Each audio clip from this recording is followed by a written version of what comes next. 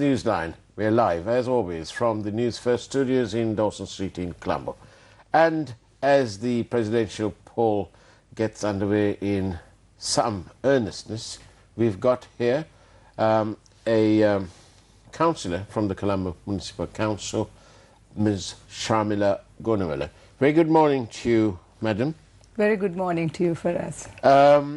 The campaign is hotting up. Yes, it is. And it's now, we have most of the different factions now in their different, they've made their different decisions. And so we've got one group and another group. Yes, the two main parties. Yes, so doesn't it look like we're going in for another coalition? I don't think people are very sensible.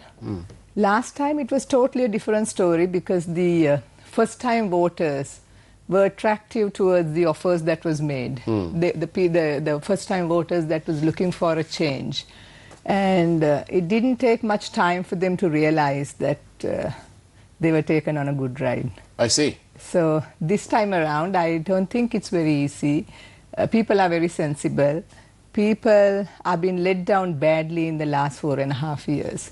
And the most important thing being the security of the country. But don't you think the people have been taken as a joke since, basically since independence? It has been right along.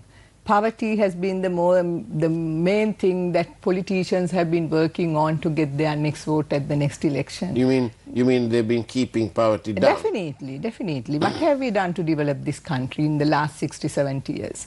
But now, I don't know whether we can see that change at the coming general election. But 2025, definitely you will see a big cleansing in the political field because people have had enough of it. The board is now set, isn't it? I guess so. People are very intelligent. The youth knows exactly what they want. Through technology, we are connected to the world, and they know what's happening in other countries, what democracy is, what politics is, what development is. So it's not easy to go and give false promises, hoodwink people, and play the same old political game. No. And do you think that people, adults who are in their, let's say, about their 50s, well, maybe not even that, maybe 40s and above, yes, who have children who maybe this time round, their first time they're voting, the new voters, do you think that adults, parents, are now more conducive to actually listening to what the children have to say?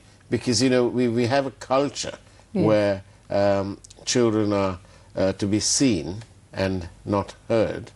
And so it's only what daddy and mummy says, there's no debate. But now, along with these smartphones and the digital divide very narrow, yes, there's more access to information and so definitely. On. Now see, my time, I was one time in the UNP. Right. That's because my entire background has been UNP. So I had no option to study policy or get to know another party. My grandparents, my parents, my relations, they've all been UNP, so I've been UNP. Right. But it didn't take me much time after reading, after listening, after seeing what's happening, and what's in my heart and what's out there is not the same. So I've decided what I want to do, which party I want to work with. So likewise, today social media, news, and what's happening around the globe, it's a big eye-opener for the youth. And today, the parents listen to the child. Our time, we had no choice, you know. We ate what the parents gave, we did what the parents told us to do.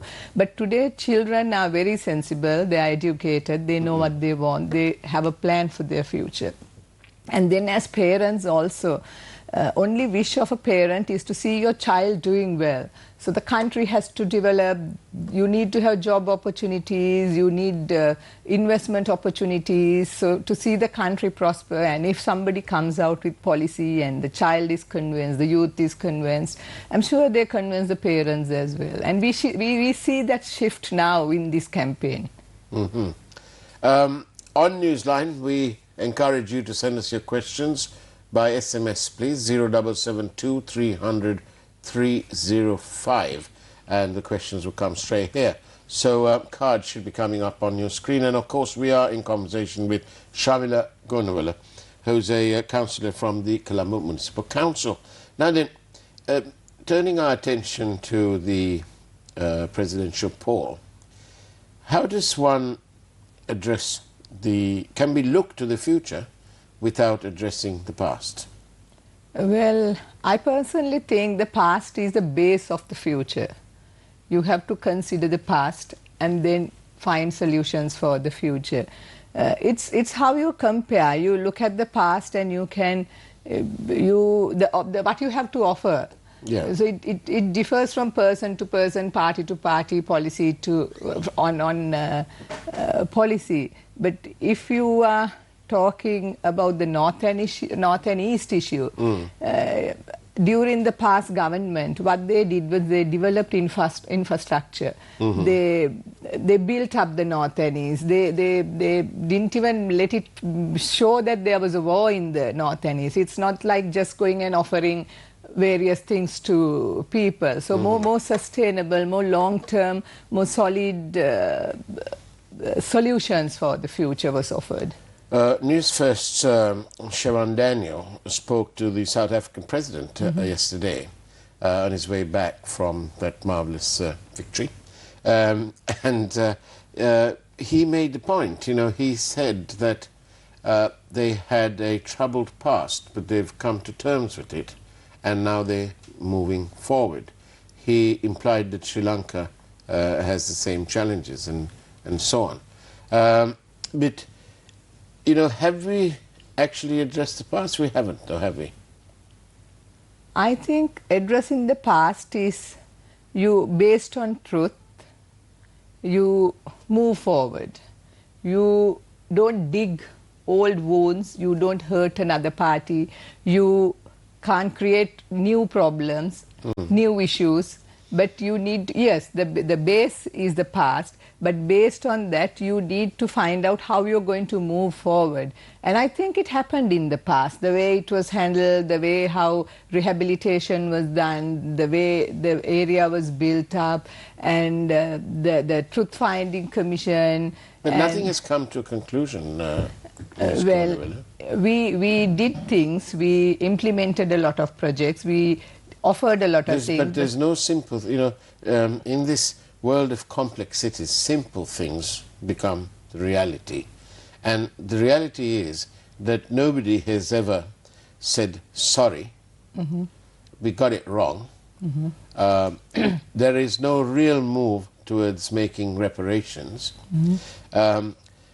We have one politician saying that within the next 2 years all lands will be released.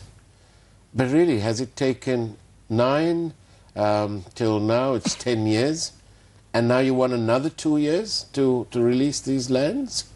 For us, this is all a political game. Absolutely. This is all a political game. We have to offer what the people on the ground needs. We can't be addressing petty political demands or what they want to gain politically.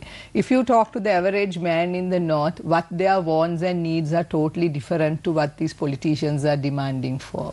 So until and unless we recognize this and we offer the real solution, yes, during the past regime, they offered a lot of things that the people wanted. The roads were developed, the cities were developed. I'm not so sure that you wanted, okay, I mean, roads are important. Yes. But bottom line is, most of these people unfortunately lived in an area where this blessed war was. Yes. None of the people there wanted this war. Exactly. It was a bunch of terrorists. Yes.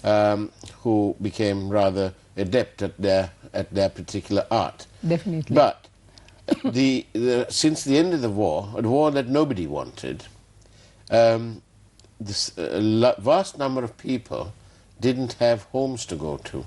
Their lands were occupied in succession either by the terrorists or by the forces. And there still remains vast chunks of land that have not been handed back. It was strategically released. Step by step it was released.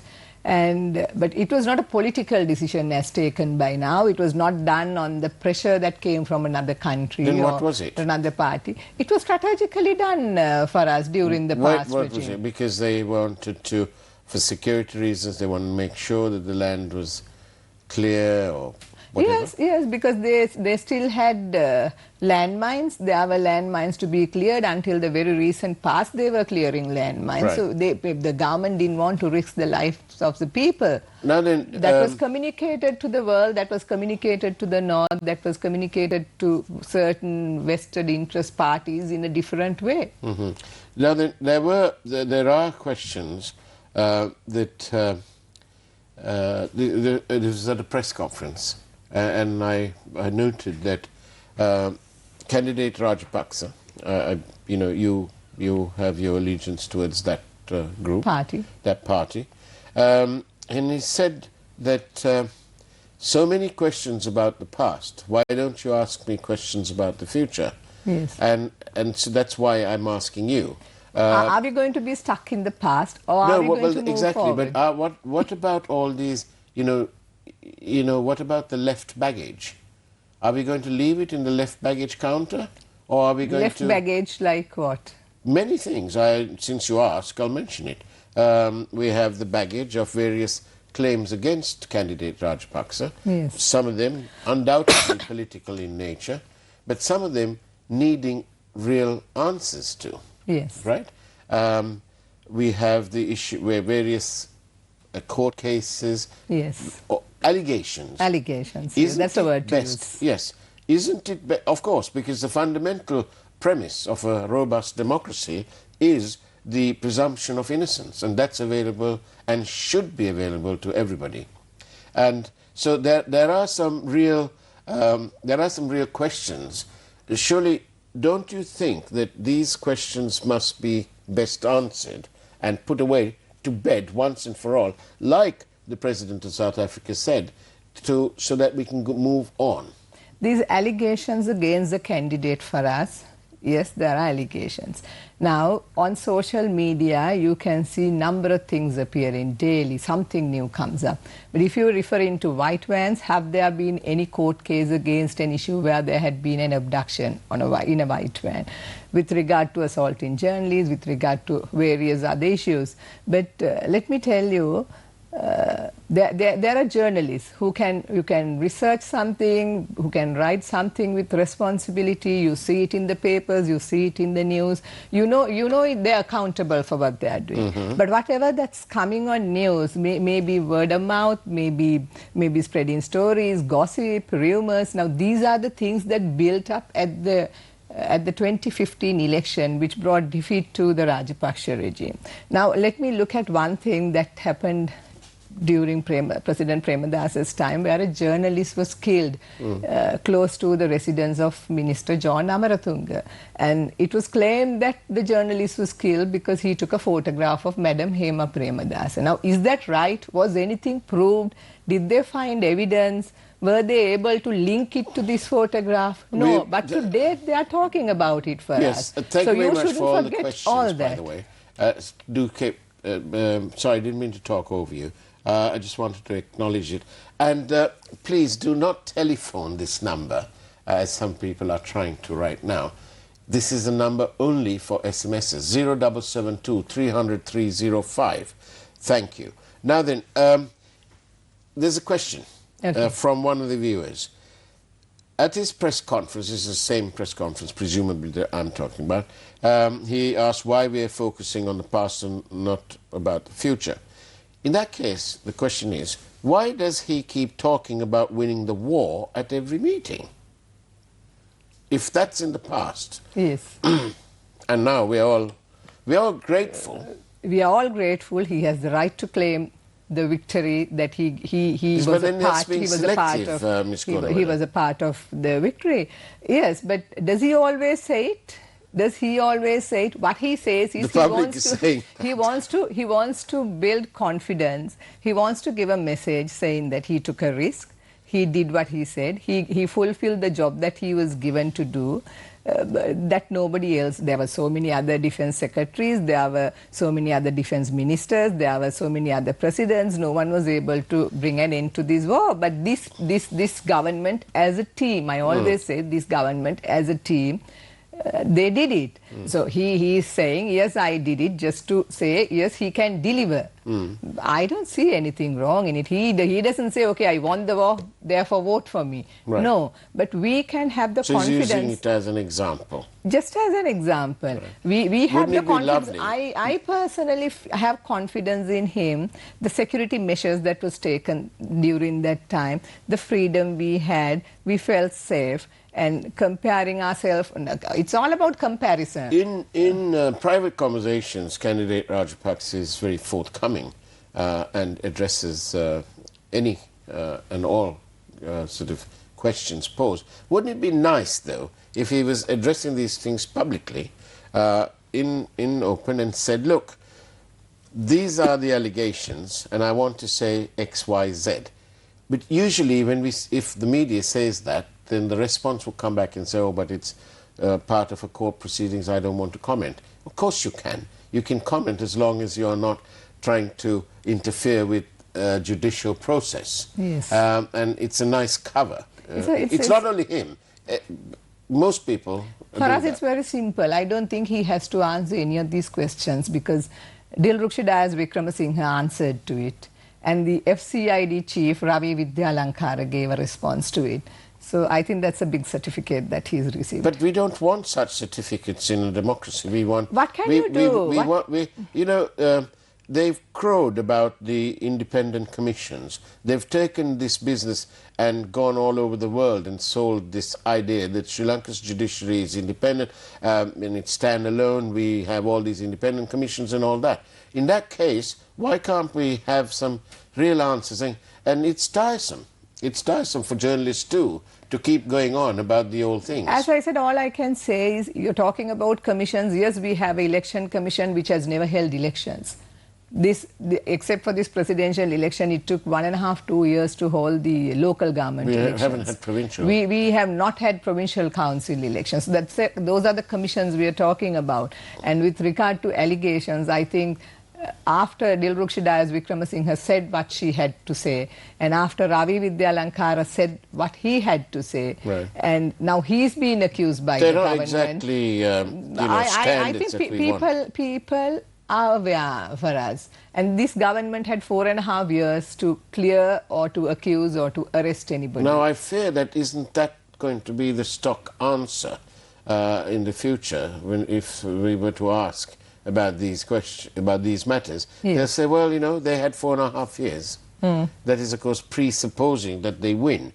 Now, I want to ask you something, because especially on this program and News First, generally, have a reputation for reporting it the way it is. So yes. In this context, I want to ask you, how do you find News First reporting? Is it balanced? To an extent, yes, it is. It is, isn't it? To an extent, yes. We fearlessly bring you here, yes. And we fearlessly bring anyone. Yes. We have extended invitations to several people, and they have yet to accept. Yes. Well, yes, and that's across. By the way, it's across the political divide. It's not only candidate Rajapakse, it's candidate Premadasa too, who we've extended invitations to. So what matters finally is what the people see, what the viewer feels. I think what matters the most is if they end up here on Newsline, don't you think? Yes. Because after all, it's... the program has a certain limited time for us. Well, yes. Well, you can have longer if it's interesting. Now then, goodness me. Gota confessed publicly that he did not lead the army. why are you still giving the credit of ending the war to Gota? No, that's wrong. Why He is Gota never- spreading a fear phobia among the people when there's no need to feel insecure? No, he never said he didn't give leadership to the army. The question He said he didn't, asked, yes. The question asked by the lady was, you gave leadership. He said no, because he was the secretary. Yeah. He was not the minister, he was not the army commander. So Yeah. that's what he meant. That's a Right. misinterpretation. Right. It's critical, of critical import that one is precise in the answers, especially during Interpretation, I guess. well, yes, but you must attempt to say that. Now then, from Because the lady said, when he said, no, it's not me, then she said, your brother led the army. So the brother never led the army for us. he was the commander in chief. Yes, but then what she meant was, as if he was the army commander. Perhaps so she should have been a bit more precise. I guess so. She's All a right. journalist. Well, we don't. Dog doesn't eat dog, but we don't want to sort of go down that road. Maybe they were both not specific enough. Now then, from a female perspective, what do you think is the most pressing issue from a female perspective? For me as a mother, I think national safety, national security is the most important thing. That is where everything else falls in line. From investment to everything else comes after national security is installed. We Yeah. still live in fear. We still live in fear. Suddenly you see letters circulating that there can be another attack. Then again, people, we have created opportunity for people to create doubt, install doubt. So that's all because the national security is not steady and strong. So that's the most important thing for today. Thank you for all the questions, by the way. We're spurring debate, hopefully. Now then, this business about the ending of the war and peace and so on. Yes. I'm really happy that you felt at peace, that there was peace Yes. at the end of the war. But you know that there were some, especially the people in the media, felt terribly uncomfortable and feared for whatever would happen. Okay. And there was this real culture of control. President Chandrika Kumaratunga privately told some people that there was this fear psychosis, and that Sri Lanka was engulfed in that fear psychosis. Journalists, including myself, felt we read our copy 2 or 3 times before giving it to the editors to consider publication.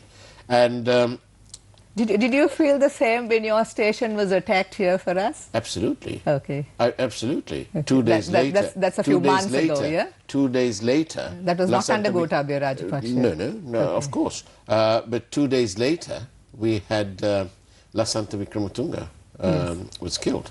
Okay. That I remember a minister, cabinet minister Gota saying... was the defense secretary when the at that time too, wasn't he? Yes, but I remember cabinet minister stating in parliament that another minister's name was mentioned and said he was responsible and to do investigation after it. It never happened. 4.5 years gone. So why Gota? Well, why Gota is... Faraz, now it's very interesting because you say why Gota, and this is the same as when Ahimsa Vikramatunga attempted to make a case in the United States. After elections were attacked, Ahimsa suddenly remembered her father, unfortunately. If you take those things away and you looked at what the US court said, Yes. they said that he was being sued because he was the defense secretary and these things came under him. Yes. That little bit, if you took only that bit, and that's why people ask all these questions and responsibilities directed towards Mr. Rajapakse, because he was he was the person in charge. Everybody knew that, And it's like everybody knows who the mastermind behind the bond was. We don't have the proof for that. Yes. We'll get to it. But for us now, people have this fear about detonators being found, explosives being found in the north, various other so places. that's why. But there are pictures on social media when President Premadasa was having some deal with the LTT. Sajith Premadasa is in those pictures. So does it mean that Sajith is going to in future support the LTT? So these are little things that they're going to draw into an issue and make a big thing out of it because it is election. I don't think it's reasonable to... If you take this Gampaha, the water issue where a boy died, now it was the army that went there, it was the police that went there.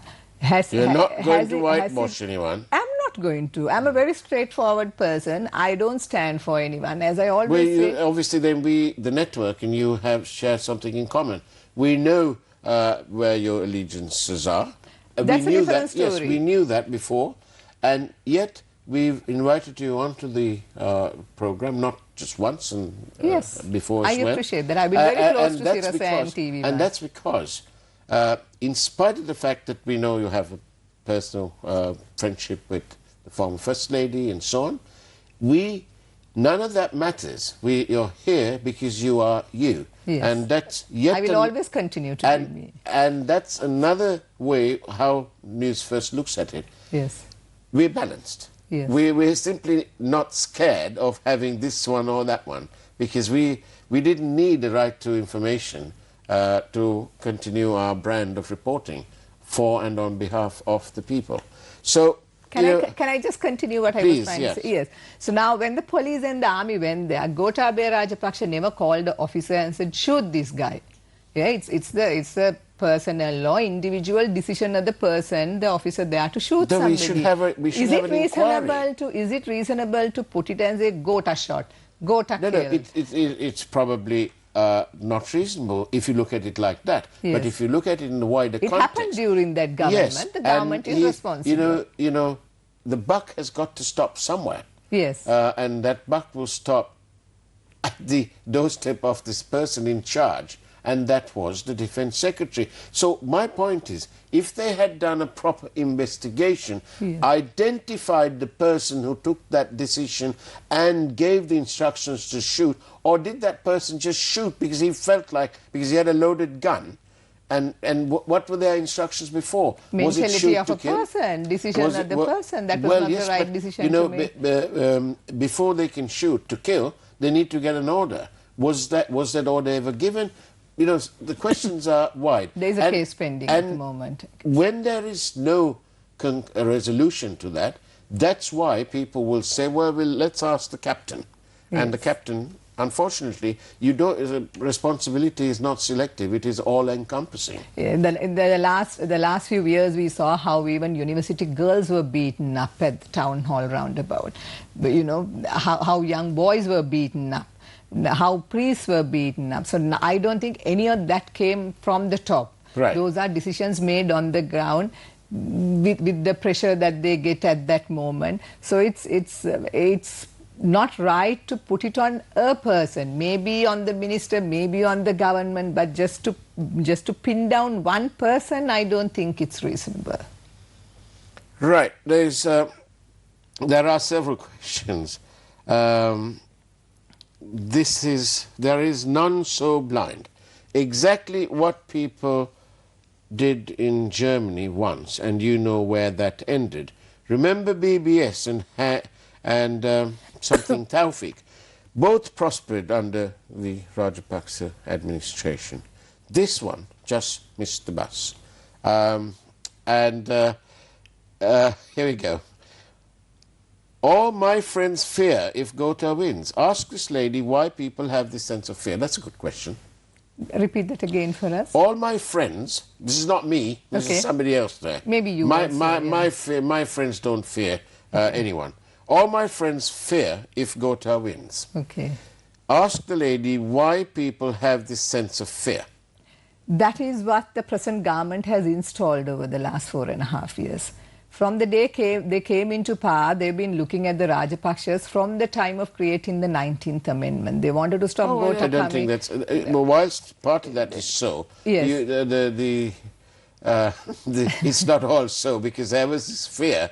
The people had genuine fear. Faraz, look at the things that people appreciated. You just go from a village to a rural town to Colombo. People crossed the road on the yellow line. There was a time because they were fined. They were given 2 days of classes at the nearest police station. They were taught how to be disciplined on the road.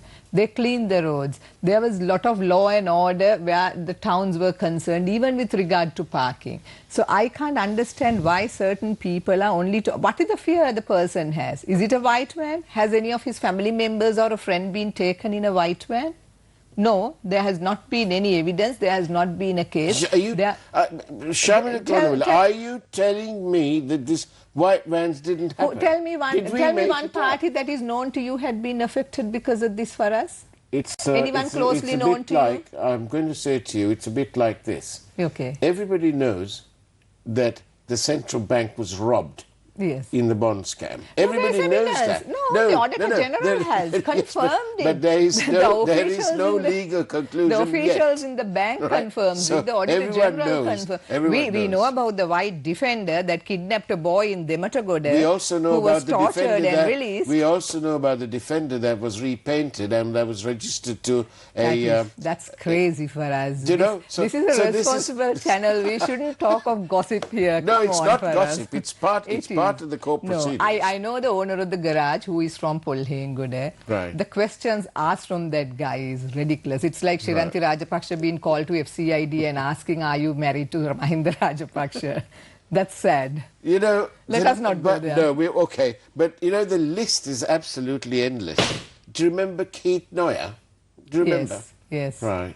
Yeah. Do you remember Lasantha Wickrematunge? Yes, he's a good friend of mine. Rain is my friend. So many people. Yes. You can, if you like, remember a chap called Faraz. Yes. My good friend. He got shot at. Okay. By Gotabaya Rajapakse? No, of course not. If it was Gotabaya, be inside. Okay. No, of course not. I didn't say that. Right. What I'm saying is that it appeared to be quite fine those days to have a go at the media, right? The Sunday leader was forever and a day attacked, and that wasn't only during that time, but during the reign of Chandrika Kumaratunga, Lasantha Wickrematunge and his then wife were dragged out of a car, attacked and left for dead, not far from Parliament. What I'm trying to say is that there's always been this culture of let's blame the media because the media are the big bad boys. Yes. And therefore, when we ask questions about how can we look to the future without addressing the past, because you need a track record, and that's what it's all about, isn't it? A track record. How on earth are we going to base anything? We need a baseline. I look at the past and the mistakes done. Is the experience that you've gained to go for the future. What is good, what is bad, what needs to be improved is what you learn from the past. And well, that's absolutely true, Shamila Gonawila. Sirasa hasn't forgotten how we were bombed, not by some firebomb, the use of a claymore. Okay. Claymore, you don't go around, you don't buy a claymore off the shelf. That's the Pannipitiya studio you're referring to. Yes, but I also remember it coming in the Sunday Leader at that time that a white defender belonging to a UNP councillor from the Kotte Municipal Council. Well, there you go. That's why we need to have a resolution. Exactly, but then Gotabaya Rajapakse wouldn't have had control over a UNP councillor from the Kotte Municipal Council. Then they were all powerful. They could have launched an investigation and found out. But that's, I don't want to talk about our station. And even with regard to the white vans, I must tell you something that's never been mentioned in media. The famous restaurant in Dehiwala, the station, that was attacked by some gang. And then it is recorded in the Dehiwala police station when the restaurant manager made a complaint and the vehicle number was traced. it belongs to a very senior cabinet minister of the present government. And they also found letters that the said minister had personally requested for this police officer, stating that he is a very close supporter of their party. So now that is a white van record. The white defender is another record. We know, and we know why it's just called the white van. It was part of a intelligence operation that went that appeared to be good, but it went wrong because there were so many others who tried to take advantage of that intelligence. That sounds better. They took advantage of that intelligence operation, but it's not to say that it didn't happen. Of course, it happened, and definitely it should happen. We have to take responsibility and have to take measures. Councillor Gotabaya, if it was so easy for the United National Party's councillor, alleged, right, could have accessed 2 Claymore mines and 20 armed men with automatic weapons, then in that case, Gotabaya Rajapakse should not have been Defence Secretary, because he took responsibility for everything and he drove this. So you can't be selective in what you say. That's not fair. No, it's not fair. I am not defending anyone. I only just wanted to come out with it that it was this person who was found. There were a lot of issues against the white defender that was found, against the person that was brought up. So there must be a story behind it for us. I don't want to comment about it without no, not at all. Thing. And one kind viewer has reminded me that there is God is watching me. Well, God was certainly watching over me when I got shot for doing nothing other than what I wanted to do, write a few articles. Yeah. So yeah, of course. Thank you for reminding me. I didn't need that reminder. Now then, I don't want to ask this question. If somebody's asking who's going to win, I can answer that. Well, I can answer that. Who? Mahesh Senanayake?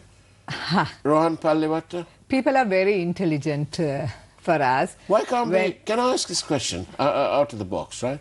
Why can't we forget all the mainstream parties?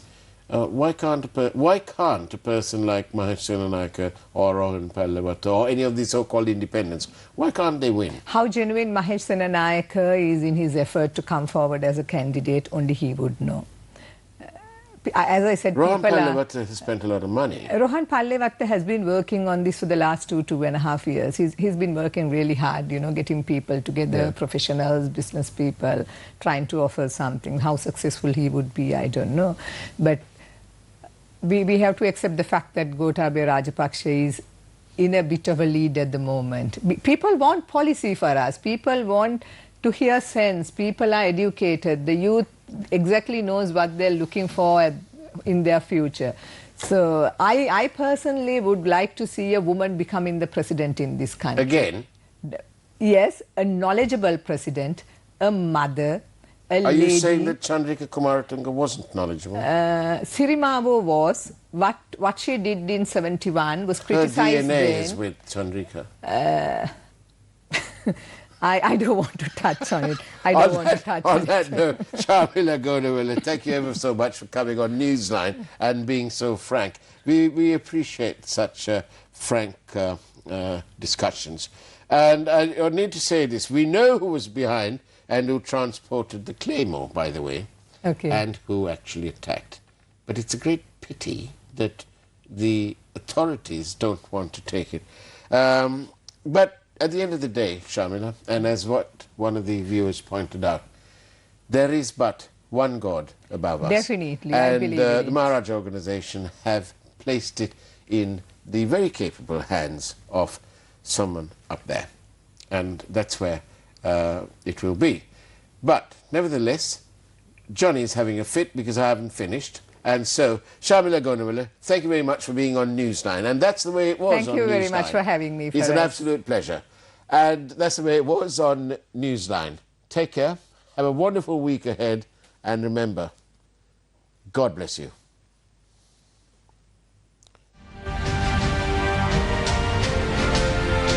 News First, Newsline Prime with Faraz Shauketaly.